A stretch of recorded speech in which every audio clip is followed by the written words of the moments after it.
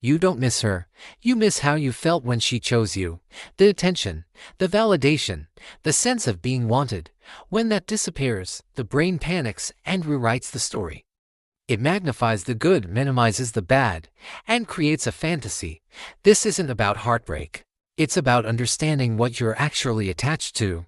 It's about the chemistry of desire and the illusion it creates in your mind.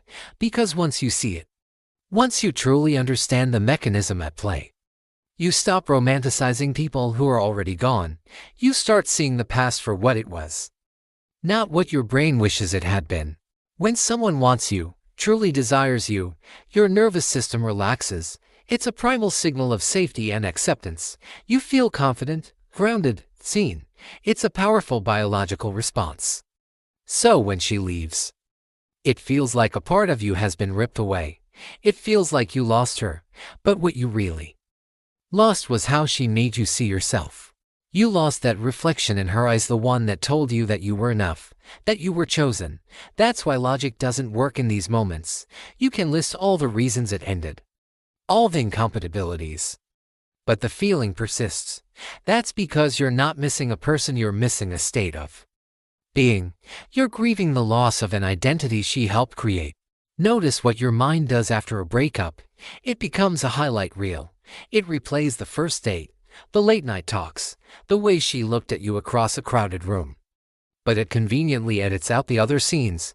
It downplays the disrespect. It ignores the confusion, the anxiety, the moments you felt unseen or misunderstood. This isn't love. It's selective memory.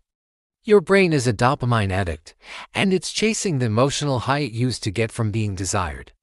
It's trying to recapture that feeling of validation.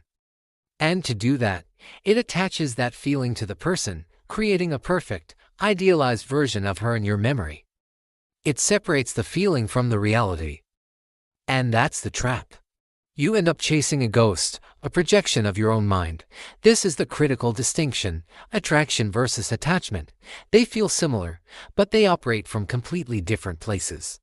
Attraction feels alive, vibrant, present-focused. It's about the connection you feel with someone right now, in this moment. Attachment, especially the kind that hurts, feels urgent. It's a clinging, a fear of loss. It's past-focused or future-focused. It's driven by a need to secure that feeling of validation again. So when you find yourself missing someone intensely, stop and ask yourself this one honest question: do I miss who she actually is? Or do I miss how I felt when she wanted me? Most of the time, if you're brutally honest, it's the second one. That realization stings. It hurts to admit that maybe it wasn't about her unique soul, but about the mirror she held up to you. But that pain is the price of freedom. It frees you from the illusion. And this is precisely why the idea of closure rarely works. People chase one last conversation, one final explanation, thinking it will solve the puzzle. But you're not confused about what happened. The actions were clear. The outcome is known. You're just deeply uncomfortable with how it feels now, the void left by the absence of her. Validation is what you're trying to fix. So you look for answers, for conversations, for one more text, hoping that something she says or does will restore that old feeling of being wanted. It won't. It can't. No conversation can give you back someone else's validation once they've decided to withdraw it. The search for closure is often just a disguised attempt to get one last hit of that feeling. When attention and validation disappear suddenly, the ego reacts like it's in withdrawal. This isn't a metaphor, it's a neurological reality. Your brain chemistry is thrown off balance. That's why people chase. That's why they overtext, check social media, and replay old conversations in their head, searching for clues that aren't there. It's not weakness, it's biology. It's your brain desperately trying to regulate itself by seeking its familiar source of feel-good chemicals. But acting on these impulses is what keeps you stuck in the cycle. It reinforces the attachment. Understanding this mechanism, however, seeing it for the biological process it is, gives you control. You can observe the urge without becoming the urge. You can feel the pull without acting on it. So, how do you actually move on? It isn't about forgetting her. You can't erase memories. It is about separating the two things your mind has fused together, the person from the feeling. You have to consciously unlink her image from the feeling of validation she provided. Remind yourself that the feeling didn't come from her, it came from within you, activated by her attention. She was the catalyst, not the source.